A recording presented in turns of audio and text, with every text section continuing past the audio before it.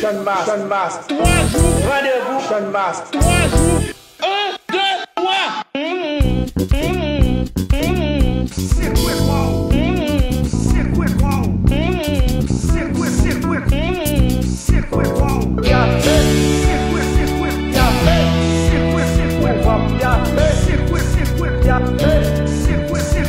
Port-au-Prince, Cabaret, Arcaïen, Balais, Gonaïve, Mirawan.